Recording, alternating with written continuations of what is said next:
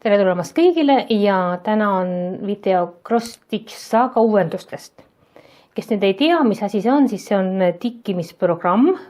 Programm, mis aitab tikkida ja kui te ei tea sellest mitte midagi, siis siit ülevalt paremalt jookseb kohe välja üks link, et kui te sinna vajutate, siis te näete Cross-Stitch Saga kasutusõpetust. Aga Cross-Stitch Saga on siis selline programm, mis pidevalt uueneb ja täna ma näitan, milliseid uusi asju on selle tegijad välja mõelnud.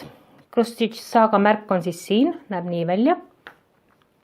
Ja siin on siis minu skeemid. Uus asi, mis on nüüd juba küll pikemat aega väljas, on selline, et kui ma vajutan siia 3 punkti peale, siis on tulnud siia loetelu juurde üks rida, kus saab skeemi pöörata. Ja nüüd küsimus on selles, et milleks mul seda vaja on, sellepärast, et ma võin ju lihtsalt oma telefoni või tahvelarvutit pöörata, aga kui ma pööran, ma teen ühe skeemi lahti. Ja kui ma pööran nüüd seda skeemi, siis märgid jäävad nii, nagu nad varem olid. Me kõik teame, et märgid võivad olla väga sarnased, näiteks nool paremale, nool üles või kolmnurk paremale, kolmnurk alla, kolmnurk vasakule. Ja kui ma keeran skeemis, siis ma pean kogu aeg mõtlema, et mis märk see mul nüüd oli. Aga selle valikuga, kui ma pööran skeemi, siis märgid pööravad skeemis minu poole, ehk siis nad on õiget pidi. Ja see on väga oluline, näiteks mul on siin see Tammesalu, mida ma tikin.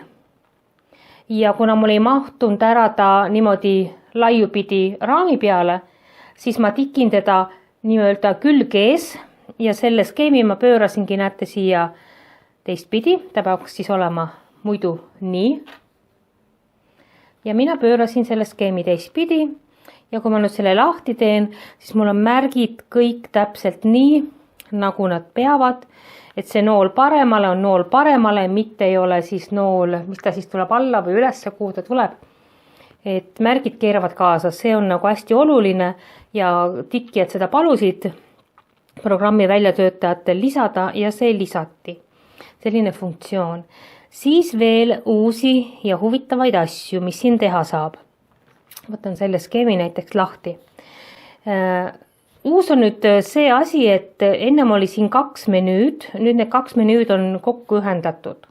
Muidu nende funktsioonid ja kasutamine on täpselt nii, nagu minu eelmises videos on, lihtsalt nad on ühe paneeli all kõik.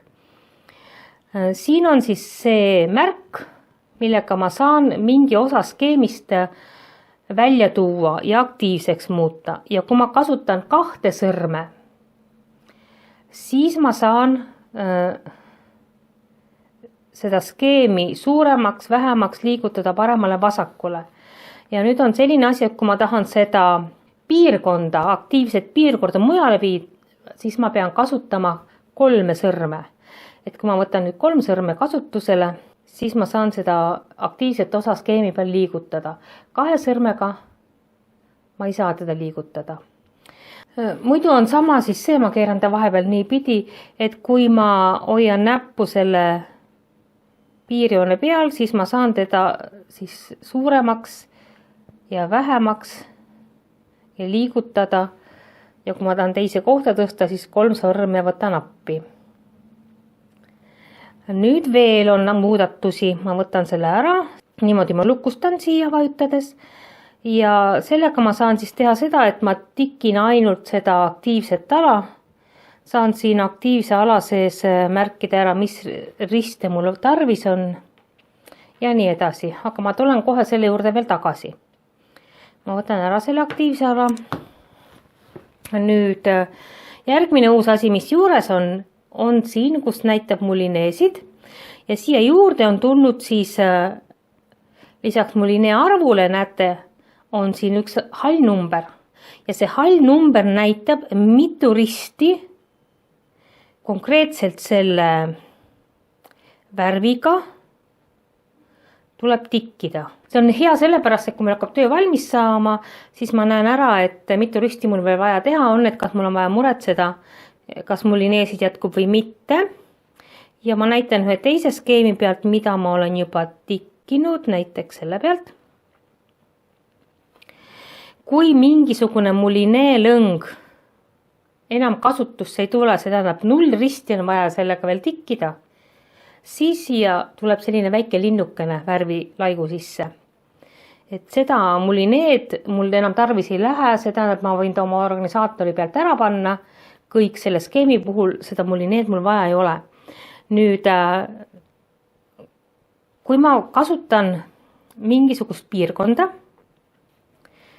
ma toon selle piirkonna näiteks siia aktiivselt, et ma tikin näiteks ainult selle sees olevaid riste ja võtan lahti selle mulinee lõngad siit, siis hallid ehk mitteaktiivsed on need värvid, mida mul selles piirkonnas kasutusel ei ole. Ja need, mis on selles piirkonnas siis kasutusel, need mulinee lõngad on siis aktiivsed. Ja näete, siin on nüüd 2 numbrit. Kandilistes sulgudes on number 11 ja siis on näiteks number 15. See tähendab seda, et üldse kogu töös on mul selle värviga vaja 15 risti veel teha, aga selles piirkonnas nendest on 11 vaja teha. Et täpselt näeb ära, kui palju, mida sul vaja on. Nüüd on küsimus, et milleks seda kasutada, jah? Milleks mul seda vaja on. Aga seda vaja on siis, kui on näiteks tegemist väga suure skeemiga, kus on 50 värvi, 100 värvi, 250 värvi, siis tavaliselt müüaksegi ainult neid skeeme ja tuleb endale mulineelõngad ise osta. Aga kuna projektid on niivõrd suured ja mitmeaastased, siis ei ole mõtet neid mitusadat eurot kohe mulineelõngade peale panna, siis võib teha niimoodi. Ma tean, et ma hakkan siit alt näiteks tikkima. Ma teen aktiivseks selle alumise osa skeemist. Nii. Ja nüüd, kui mul on mingi osa sellest skeemist aktiivseks tehtud, ma võtan lahti mulineelõngad ja ma näen ära, millised mulineelõngad mul tuleb kohe ära osta ja milliseid mul selles piirkonnas vaja ei ole. See tähendab, et ma võin lükata nende ostmise edasi võib-olla järgmisesse aastasse. Et sellel on selline kasutaja mugavus. Ja veel natukene sellest aktiivsest piirkonnast, et kui ma võtan siit mingisuguse värvi, kes värvide järgi tikivad, eks ole. See tähendab, et ma tikin need ära siit kõik, ainult need, mis siin piirkonnas on. Ja siis on, näete, selline pliiats, see pliiats võib olema nüüd üleval pool, kus on või see maha kustutamisfunktsioon. Ja oletame, et ma tikkimise käigus seda skeemi vahepeal ei puhasta, see tähendab, et ma ei kustuta ära neid märke, siis ma saan nüüd selles piirkonnas kõik märgid korraga ära kustutada. Siin on prügikast. Oletame, et ma tikkisin need mustad kõik ära.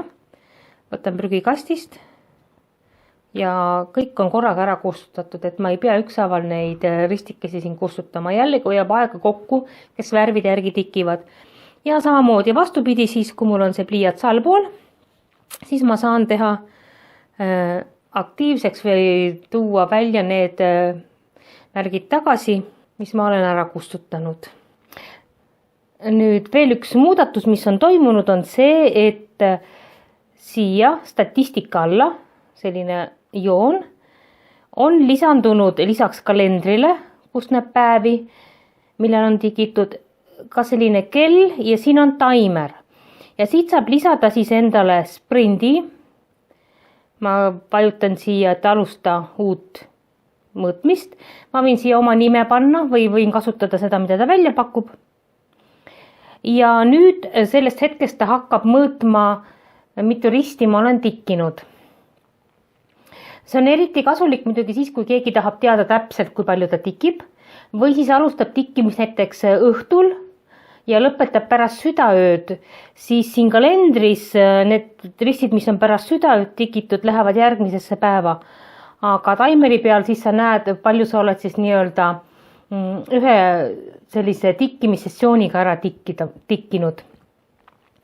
Ja mina olen kasutanud teda nii, et ma näitan siin, kui ma lihtsalt teen ta lahti sellisel kujul, siis ta mõõdab ära selle aja, mis kell ma alustasin sel päeval tikkimist ja mis kell ma lõpetasin tikkimise.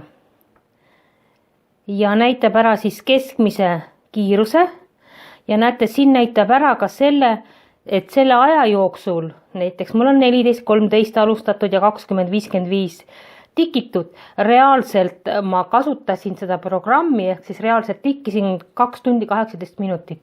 Ja minu keskmine tikkimiskiirus siis on 166 risti tunnis. Uus print.